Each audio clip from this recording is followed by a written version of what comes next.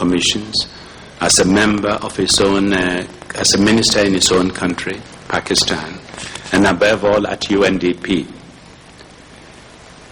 It is with him that we most strongly associate the idea that governments should not focus simply on economic growth, but on expanding the range of choices available to ordinary people. We shall miss him as a friend, but he is still with us as an inspiration. We must never lose sight of his example. Thank you very much.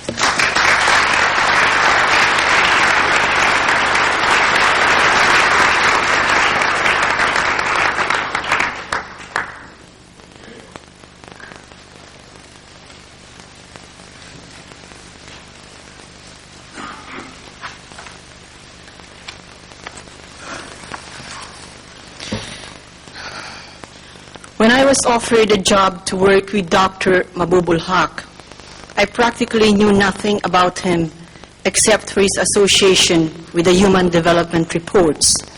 I quickly, however, came to realize that it was a privilege, indeed a blessing, to be working closely with a man of his stature. I do not think I can find the words, the adjectives, that will be adequate enough to articulate my impressions and do justice to the memory of this great human being in a brief tribute. In the 4 years that I worked with Dr. Haq, I found his sense of fairness and equity unparalleled. He treated everyone equally and fairly, whether one is high or low on the totem pole of bureaucracy. In an unassuming manner, he continuously amazed his staff, and indeed whoever came into contact with him, with the depth and breadth of his qualities. He was a prolific writer, a conscientious public servant, a poet of unbounded imagination, a first-rate, highly acclaimed economist, a concerned environmentalist, and many more. He possessed a dazzling intelligence, an amazing analytical ability to always find the core of an issue, no matter how complicated that issue may be. With an indefatigable spirit, sharp wit, a calm demeanor, and discipline, Dr. Haq displayed leadership qualities that inspired loyalty and devotion. Perhaps what was most outstanding about Dr. Haq were his human qualities. He cared. He had compassion for his fellow men and absolute love and devotion for his family.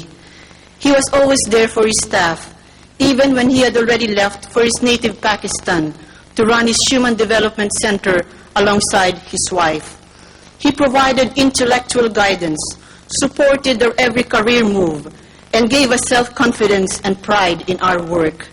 He always made us feel that the Human Development Report's resounding success was attributable to everyone's contribution. He shunned to garner the credit solely for himself. I remember his refreshing exuberance every time his wedding anniversary approached. He never faltered through the 37 years that he was married to order the number of red roses commensurate with his wedded years to give to his wife Bunny. He would personally plan a Broadway show or a cruise or a romantic dinner for the two of them. How many marriages are blessed with his care and affection? Or he would also always share his concern for his children, Farhan and Tunima, married as they are, and also excitedly talk about his young grandson, Tariq, with whom he loved to spend time. Dr. Haq certainly knew where his priorities lay. Personally, I am and will always be very grateful to Dr. Haq, for he showed me several acts of kindness in countless situations. I certainly miss him. I miss his call as soon as he reached New York from Islamabad to see how my family and I were doing. His humility in insisting to call on me in my office instead of me going to his. The nice get-togethers with him and his family. And I also miss his traditional invitation for lunch with all those who worked with him on the Human Development Reports every time he came to New York. Mahatma Gandhi once said that a person's main purpose in life was to live rightly, to think rightly, and to act rightly. Dr. Haque did live rightly, he thought rightly, and he acted rightly. Thank you, Dr. Haque. Your legacy will live forever.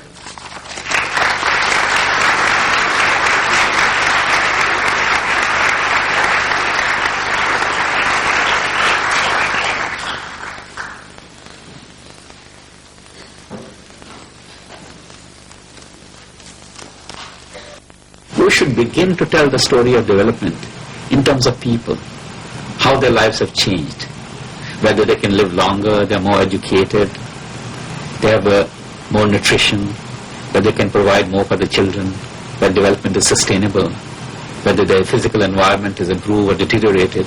I think we should get to tell the story of development in terms of how people are faring, not just how production is doing.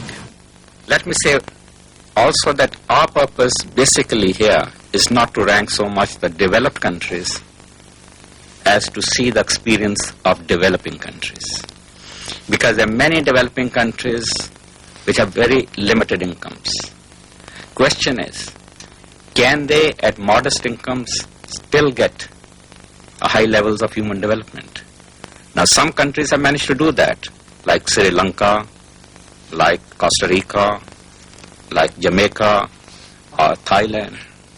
And it's interesting to find out how is it that they were successful in getting such high levels of literacy and life expectancy and nutrition and health and so on, despite the modesty of the incomes. I think what it shows is that if we target the priorities right and put people at the center of development, and those societies which did that came out way ahead. I think we should all begin to recognize that freedom is not a luxury. It's absolutely necessary for economic growth and for human development. Those who repress their societies also repress the creativity of the people, also repress thereby the growth of the societies, the uplift of the cultures, the human development in total. So we find a very close correlation between human development and human freedom. Societies which are not free have also not been able to manage very high levels of either growth or human development. Reason that economic growth does not translate into high levels of human development are three. One, that incomes are badly distributed. Second, that the social spending is meager, 2 to 4% of GNP.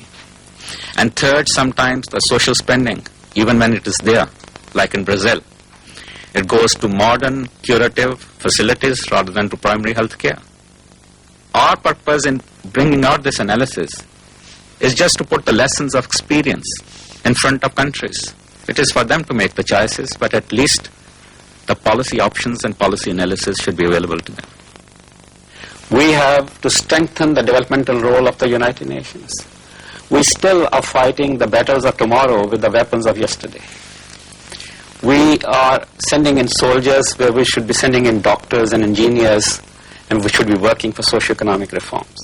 We are all guilty in this process. We have given them arms rather than development. Certainly, I think the world should restructure its priorities.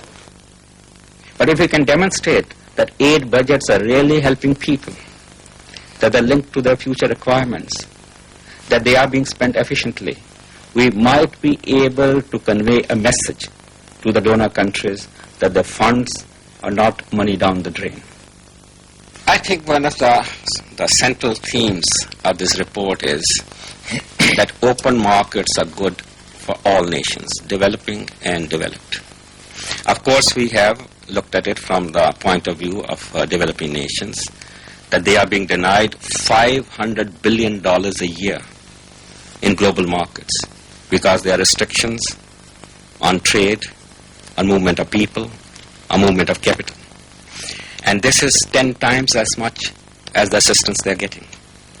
Now, our central theme as such is that it's far better to enable the poor to have access to market opportunities rather than to keep them on charity.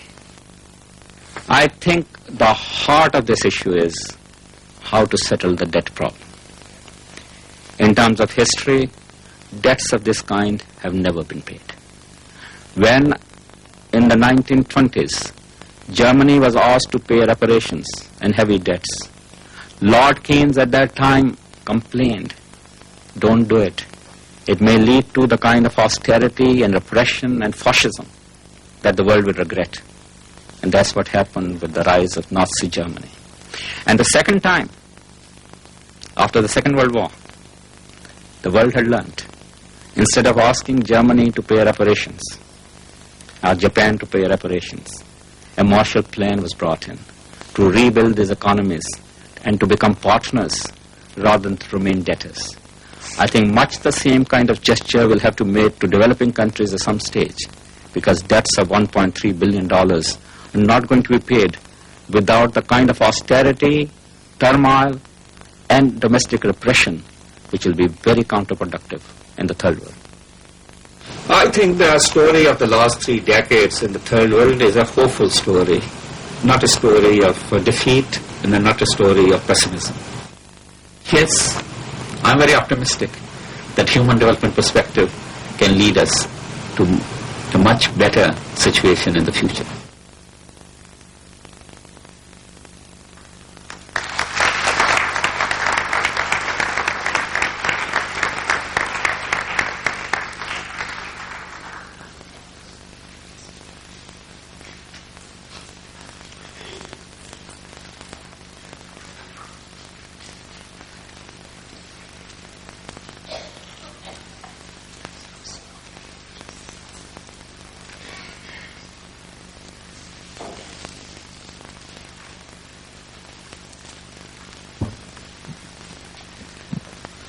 Bani, Farhan, friends of Mehboob. It was early 1969 and I had written an article commenting somewhat critically on Mehboob's by now famous 22 Families speech.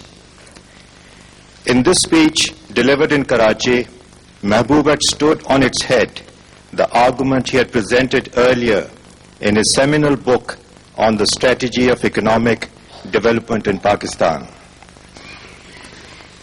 Taking his cue from Simon Kuznets, Mehboob had said in that book that an increase in income disparity was an inevitable consequence of economic growth in the early stages. Now, Mehboob was taking a cue from his own instincts. While almost everybody was busy celebrating Pakistan's decade of development, the fact that the Pakistani economy had managed to sustain a growth rate of over 6% a year for 10 years, Mehboob had begun to worry that a significant proportion of the additional wealth so generated during the development decade had accrued only to the rich. My quarrel with Mehboob was not with his conclusion, but with some parts of his methodology. I was at that time at Harvard University. Mehboob invited me to come down to Washington for lunch. That was the first time we met, and Mehboob was exceptionally generous. I said that I was surprised at his warmth, given my criticism of the 22 Families speech. I have always learned from criticism and less from praise. I wish I got more of the former and less of the latter, he said to me. 5 years later, in 1974, I left Harvard and went to Washington to work with Mehboob at the World Bank. We developed a bond that was to last until his death 3 months ago. At that time, I joined Mehboob. At the time I joined Mehboob, he was working with Robert McNamara, the bank's president, to get the development community to recognize that a focus on growth was not a guarantee